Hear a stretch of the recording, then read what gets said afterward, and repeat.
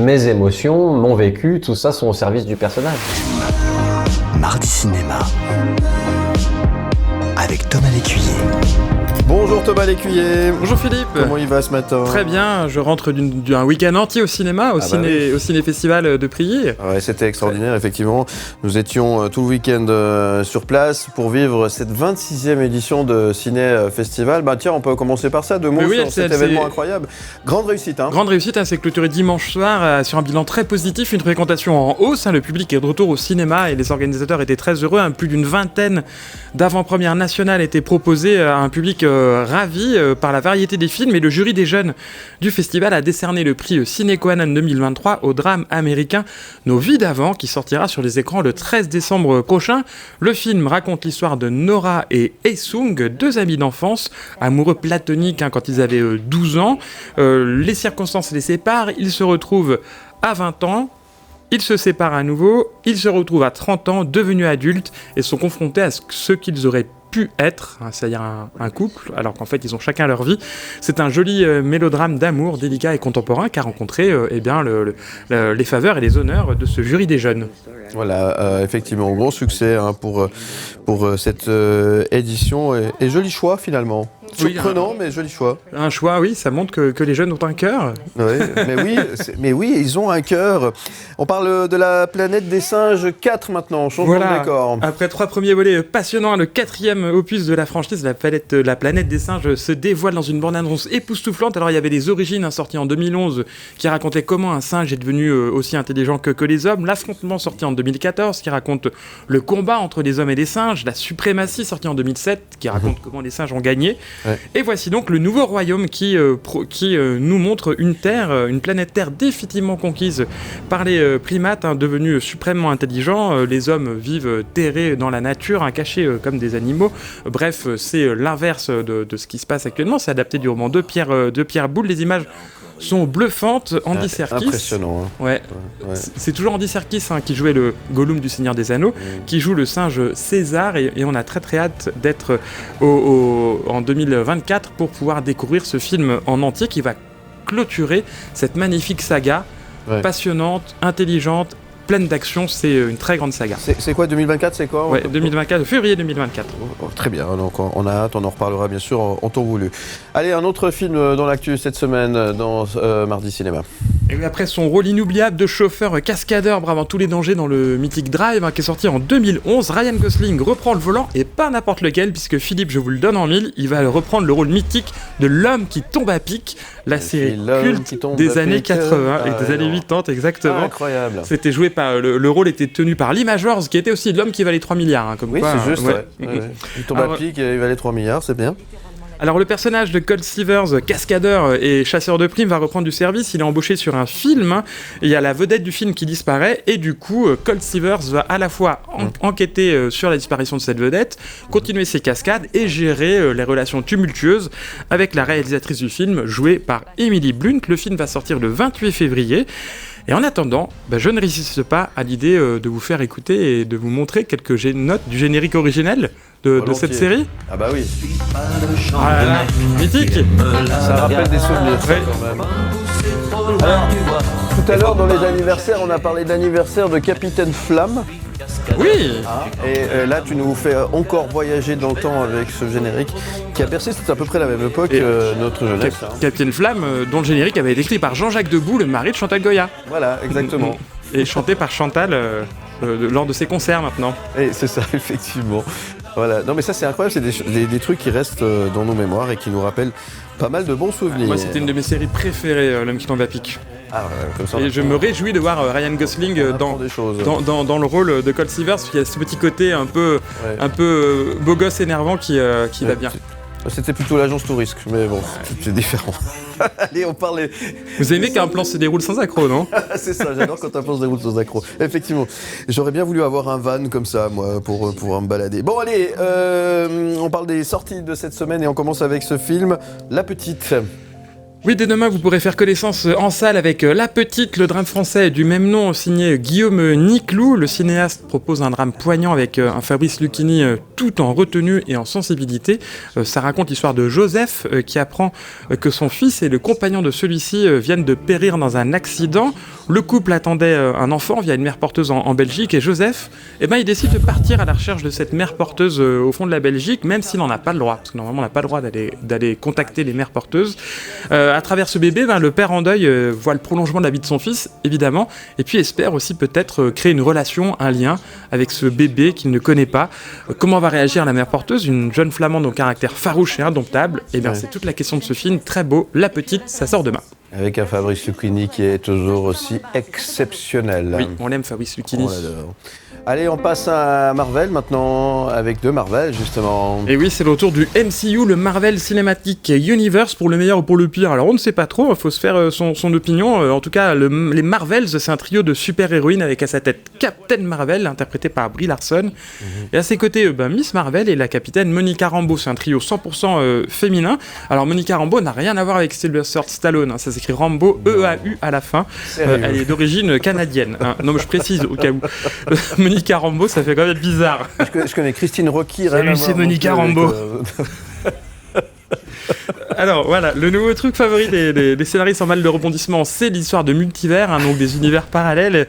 C'est le cas encore une fois dans The Marvels, puisque Captain Marvel va ouvrir un univers parallèle après avoir battu les très très très vilains Kree.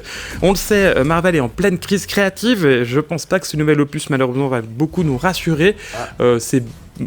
C'est un petit peu léger sur le plan du scénario, c'est pas très très drôle.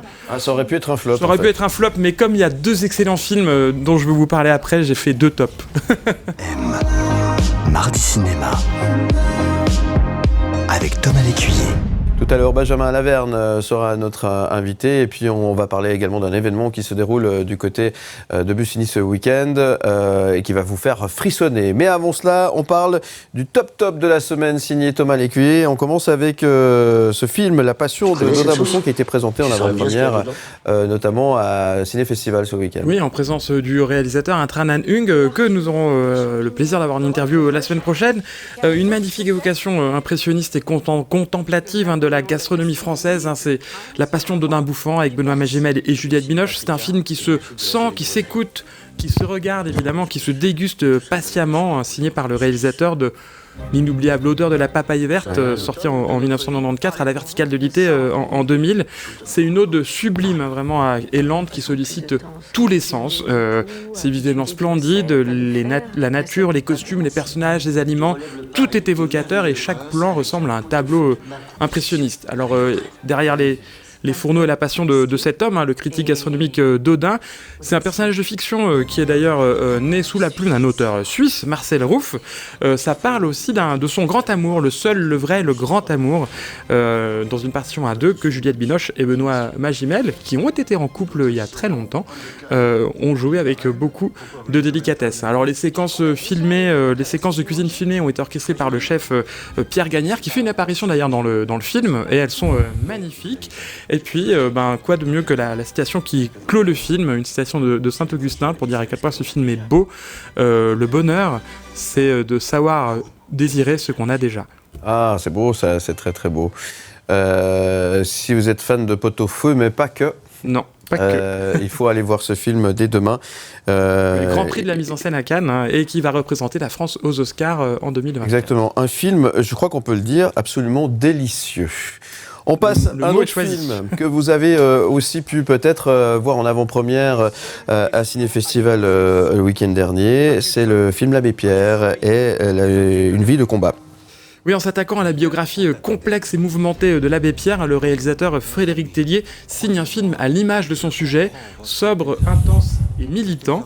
Le sujet du film, il faut dire, est une puissance rare, et l'erreur aurait été de faire un biopic pompeux et glorifiant, un peu trop académique. Là, il n'en est rien, c'est tout le contraire. Benjamin Laverne, qu'on va avoir tout à l'heure en interview, s'efface complètement derrière l'icône qu'il incarne. Il tombe jamais dans l'imitation, il est vraiment en train de porter la parole très très forte de l'abbé Pierre, et puis on découvre la jeunesse fabuleuse de cet homme, sa puissance, son aura magnétique qu'il dégage en permanence. L'abbé Pierre, on l'a tous connu un peu vieux, tout le temps. Oui, mon cher Thomas. Alors qu'en fait, il était jeune et il était jeune aussi. Et la performance d'acteur de Benjamin Laverne, c'est qu'il interprète depuis ses 20 ans jusqu'à ses 94 ans ce grand homme. La force du film aussi, c'est d'évoquer la complexité du personnage, ses zones d'ombre, par exemple son rapport aux femmes, ses engagements politiques. Oui, parce qu'il a été amoureux, il faut le rappeler. Oui. Ses engagements politiques, très à gauche, un certain orgueil aussi, qui a entretenu son goût pour l'image et son côté superstar. Il adorait les caméras, il adorait se mettre en scène. Et puis le plus grand mérite du film, surtout, et c'est pour ça que je vous encourage vraiment à aller le voir, c'est que ça rappelle à quel point les combats de l'abbé Pierre étaient nombreux et surtout à quel point ils restent d'actualité et à quel point il convient toujours de les mener ensemble. Le combat, il est permanent, il est encore maintenant, et même si l'abbé est plus là, il faut lutter contre la pauvreté.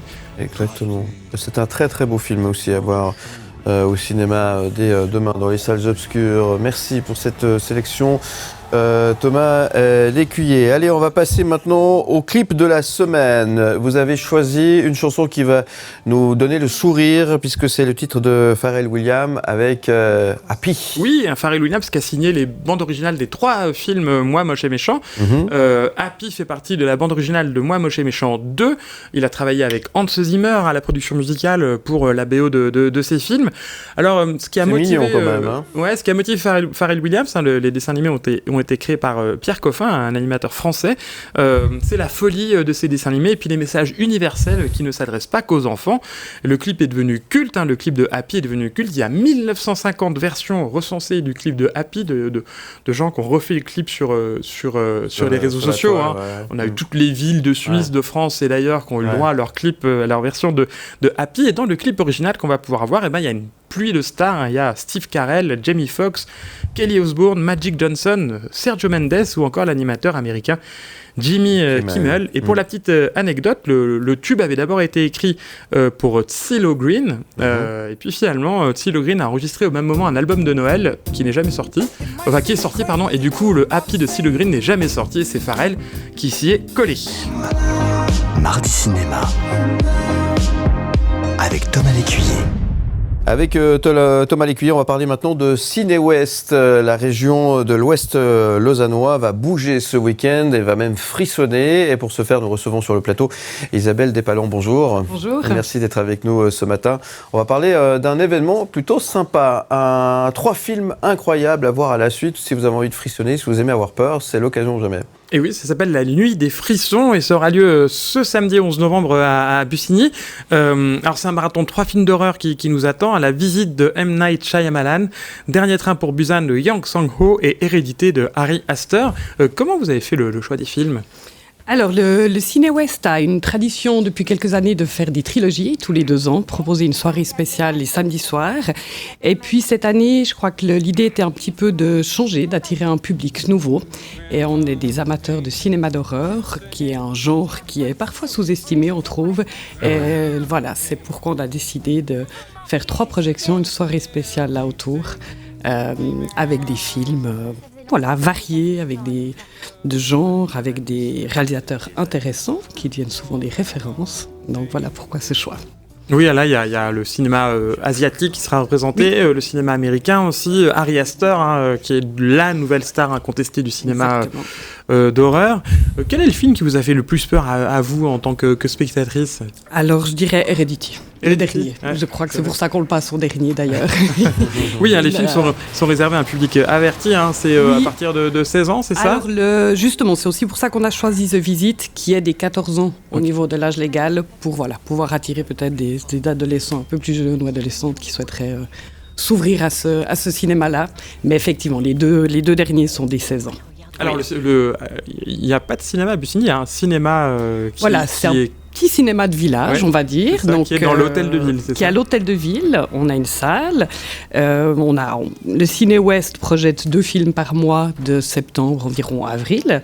Et puis, donc, c'est pas un club, c'est vraiment ouvert à tout le monde. Chacun peut venir. Pour cette soirée-là, on peut venir à un film, à 2 films, à 3 films. Il y aura un bar, il y aura à manger, il y aura de la décoration. Donc on va vraiment tout faire pour accueillir au mieux les spectateurs. Un vrai univers qui va vous permettre de vous mettre dans l'ambiance. Voilà. Oui, alors, parce que le bar s'appelle le bar des inquiétudes. Alors, est-ce que vous allez servir des choses un peu particulières, genre des pâtés vaudois avec des yeux dessus ou Alors ou des cocktails on va s'éloigner un peu d'Halloween. On s'est dit qu'il fallait qu'on fasse attention, mais il y aura un cocktail certainement en lien et en tout cas une décoration qui nous mettront dans l'ambiance. Alors c'est une très belle idée de garder vivace le cinéma dans les petites villes, dans les villages. Les cinémas de village manquent cruellement. Il faut proposer d'autres choses aux gens aussi que les multiplex. Et c'est Ciné West, ça fait combien de temps que ça existe ? Alors ça fera 30 ans. 30 ans, ouais. Que ça existe. Et vous tenez bon, il y en a et on tient il y a plus bon. beaucoup de cinéma de... Oui. On est un petit comité, on est 6 personnes au comité, mais ça fonctionne bien. Ça amène des films variés. On est de tout âge, je dirais, dans le comité, ce qui est intéressant pour le choix des films. Très bien, ça aura lieu donc le samedi 11 novembre, la nuit des frissons, avec 3 films au programme, la visite de M. Night Shyamalan, Dernier train pour Busan, de Yang Sang-ho, Hérédité, avec la possibilité soit d'acheter un billet combiné pour les 3 films, soit d'acheter le billet pour le film de notre choix. Exactement, donc venez au moment qui vous conviendra, on sera ouvert de 17h à 1h du matin. J'ai une dernière question pour vous, à votre avis, pourquoi on aime se faire peur au cinéma ? Je crois que ça nous amène des sensations qu'on aime éprouver, qui nous permettent de vivre des émotions tout en étant rassurés peut-être derrière un écran que ça ne va pas nous arriver, mais c'est des émotions, je pense, qui peuvent des fois être importantes à vivre aussi et qui nous font vibrer. Très bien. Très bon choix. Hérédité a souvent été cité comme le film le plus effrayant du monde après L'Exorciste. Oui, c'était important de le préciser effectivement. Donc vous allez pouvoir vous régaler. Merci Isabelle Despalons. Toutes les infos sur cinewest.ch. L'événement c'est ce week-end et c'est l'occasion, pourquoi pas, de passer un bon moment. Merci en tous les cas et plein succès pour cet événement. Merci beaucoup. Bonne journée. Merci.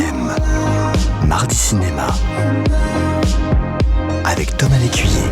Et une rencontre ce matin, mon cher Thomas, avec Benjamin Laverne. Oui, Philippe, le comédien sociétaire de la Comédie Française, qui a notamment été révélé dans Le sens de la fête et le discours, réalise une performance d'acteur exceptionnelle en interprétant l'abbé Pierre depuis ses 20 ans jusqu'à sa mort à 94 ans. J'ai voulu savoir comment il s'était préparé à relever ce défi de vieillir avec son personnage. Entretien. Vous vous rendez compte ? On a construit tout ça. Alors ce vieillissement, j'en ai pris conscience assez vite, puisqu'en lisant le scénario, je voyais que ça allait jusqu'à la mort de l'abbé Pierre, 94 ans. Et il avait été question à un moment donné que ça soit peut-être un autre acteur. En tout cas, je sais que la production, ils étaient en discussion avec Frédéric Tellier, les réalisateurs, pour savoir s'il fallait un autre acteur ou pas. Et moi, je poussais, je disais à mon agent, non, mais dis-leur que moi, je veux absolument jouer jusqu'à la fin. Donc, je voyais tout de suite le côté un peu périlleux, le risque du grotesque, du ridicule, parce que le vieillissement, c'est pas toujours réussi au cinéma.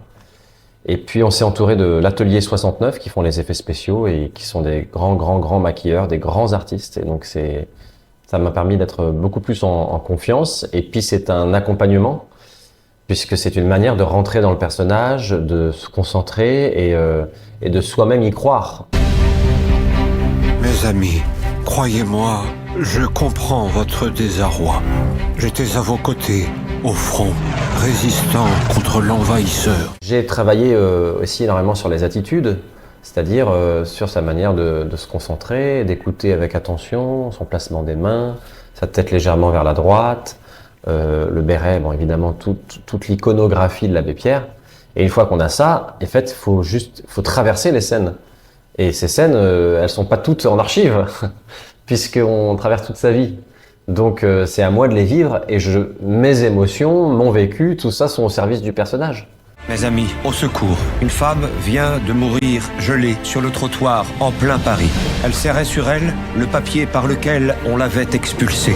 Je suis sûr que l'abbé Pierre était un immense acteur et qu'il savait exactement comment émouvoir les foules, comment raconter des histoires. Toutes les archives sonores des conférences de l'abbé Pierre sont sublimes. Il fait rire son auditoire, il les bouleverse, les gens applaudissent, il provoque une écoute redoutable.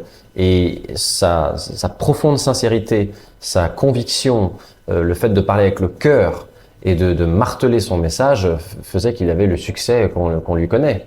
D'ailleurs, parfois, on avait l'impression qu'il y avait un côté Che Guevara avec ce béret, cette cape, cette canne, un espèce de super-héros.